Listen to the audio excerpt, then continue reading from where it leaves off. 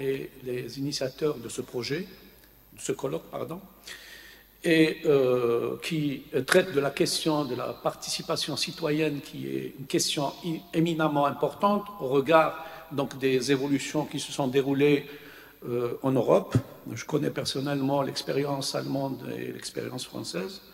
Et on s'est posé la question, moi et mon ami Hamash, sur la généralisation des opérations de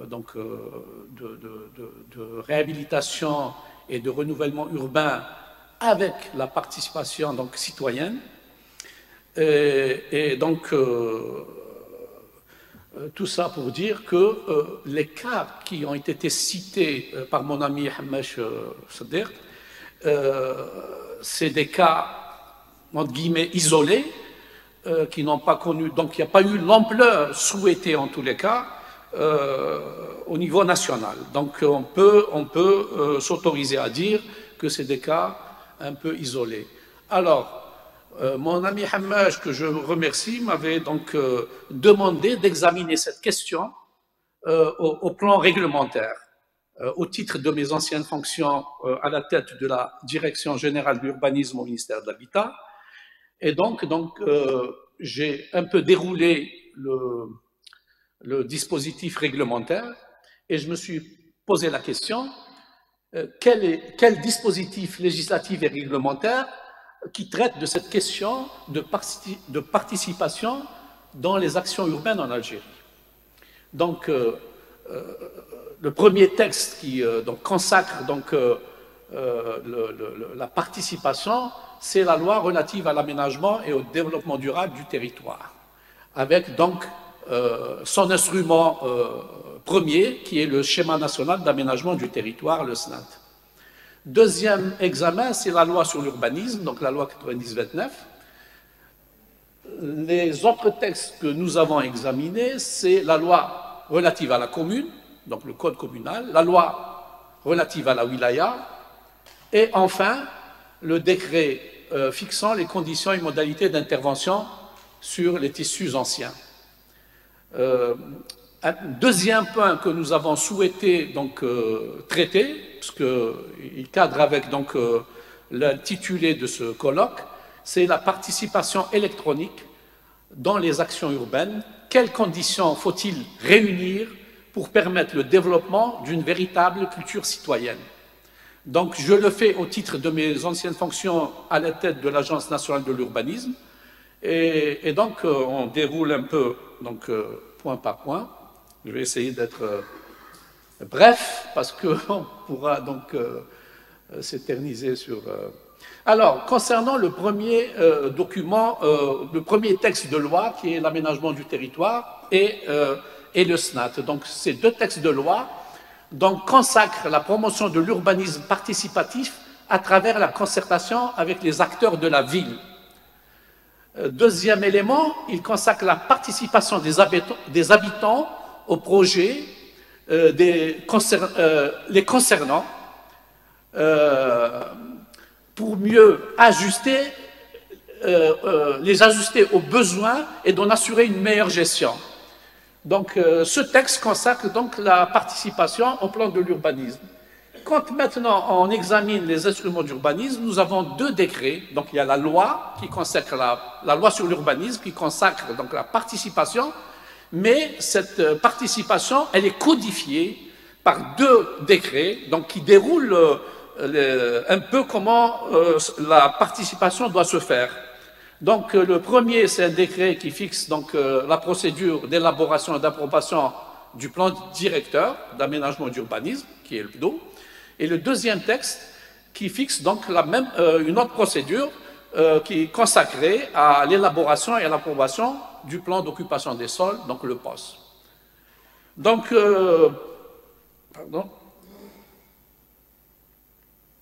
donc je ne vais pas lire tout ça, mais tout ça pour dire que finalement, la participation se déroule à deux niveaux.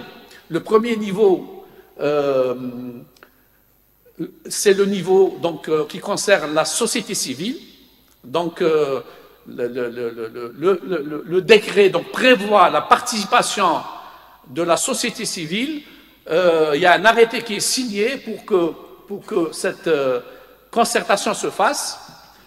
Dès lors que l'association qui désire participer à l'élaboration des instruments d'urbanisme, que ce soit le PDO ou le POS, le souhaite. Deuxième niveau de participation, c'est le niveau du citoyen, et là, sa participation, elle est dans le cadre de l'enquête d'utilité publique. Cette enquête, donc, elle dure 60 jours pour le plan d'occupation des sols et 45 jours pour le plan directeur d'aménagement et d'urbanisme. Bon, en résumé, on peut dire que ces deux procédures donc, permettent la participation, que ce soit au niveau donc, association ou au niveau citoyen, mais l'expérience sur 20 ans d'élaboration de ces instruments a démontré que c'est une participation formelle et que, en définitive, lorsqu'il n'y a pas consensus, le document d'urbanisme n'est pas donc introduit à l'enquête publique. Donc, concernant la loi relative à la commune et la loi relative à la wilaya, en fait, la participation est renvoyée donc, aux élus, puisqu'il y a l'Assemblée populaire communale et l'Assemblée populaire de wilaya. Donc, ces deux lois sont pratiquement muettes sur la participation citoyenne.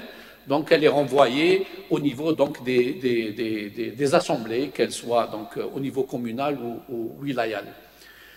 Concernant la loi relative aux associations, donc j'ai essayé de chercher. Donc, c'est une loi qui s'occupe ou qui fixe donc, les modalités de constitution, d'organisation et de fonctionnement des associations. Donc, elle est pratiquement muette sur la participation citoyenne. Maintenant, nous avons un autre texte, le décret fixant les conditions et modalités d'intervention, donc c'est sur les tissus anciens. Ce qu'on peut dire, c'est que, en fait, il y a la seule participation, elle est au niveau de l'enquête d'utilité publique, et que, en principe, le citoyen ici doit être consulté du fait que il s'agit de la réhabilitation de son bien donc immobilier, et donc, en principe, il est de facto intégré dans l'élaboration et dans la réalisation du projet. Or, il n'y a aucune indication sur le financement et aucune indication sur donc, la participation et l'implication du citoyen, bien qu'il s'agit d'une intervention sur son bien immobilier. En fait, même ce texte, il est inopérant du fait que quatre textes d'application étaient prévus pour que le dispositif soit complet. C'est des arrêtés ministériels et interministériels, mais qui ne sont pas à ce jour donc promulgués.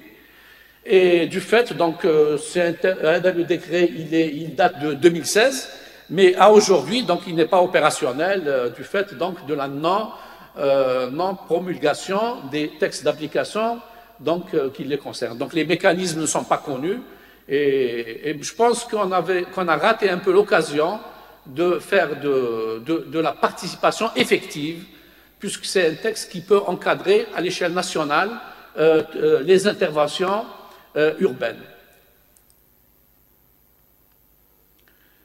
Le dernier point sur lequel je voulais intervenir, sur la participation électronique dans les actions urbaines, quelles conditions faut-il réunir pour permettre le développement d'une véritable culture citoyenne?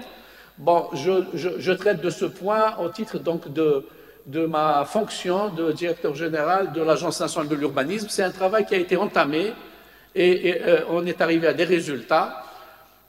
Donc les éléments qui ont mené donc, à la mise en place donc, de cette participation citoyenne. Donc d'abord, les conditions qu'il faut réunir, c'est de se doter de l'infrastructure numérique nécessaire, c'est-à-dire il faut disposer de data centers, de la fibre optique, etc., donc de toute l'infrastructure nécessaire, former la ressource humaine dans les domaines y afférents, système d'information, web, géomatique, BIM, etc., définir l'architecture des réseaux à établir et mettre en place plateformes et géoportails avec accès différencié, constituer des bases de données alphanumériques et géographiques, gérer, sécuriser, exploiter les bases de données, et enfin mettre en place les financements nécessaires. Ce qui nous a fait en fait défaut, c'était les financements nécessaires.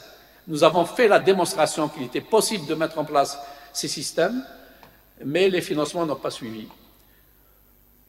Enfin, ma recommandation, c'est qu'il faut ériger la participation électronique dans les actions urbaines en mission de suggestion de services publics, confiée à un établissement public pour que ça soit effectif. Nous avons, nous, préparé donc un business plan présenté au ministre pour avoir l'argent nécessaire et ce business plan expliquait comment on pouvait mettre en place donc un système d'information géographique qui implique tous les secteurs du gouvernement. Et donc, à la tête, bien sûr, l'urbanisme. Donc, on avait l'état des lieux, mais on avait toutes les couches. Et il suffisait, on avait fait même une application sur un smartphone pour que, en cliquant, on avait tout de suite les droits de construire. Sur une parcelle, on avait la parcelle libre et on avait les droits de construire et on pouvait imprimer en temps réel le cahier de charge lié à cette parcelle. Donc sur chantier, on pouvait le faire, une visite de ministre donc on pouvait cliquer sur un smartphone et avoir les droits de construire concernant la parcelle considérée. Voilà, je vous remercie. Je reste ouvert au niveau des débats pour répondre à toutes les questions que vous souhaitez. Voilà, je vous remercie.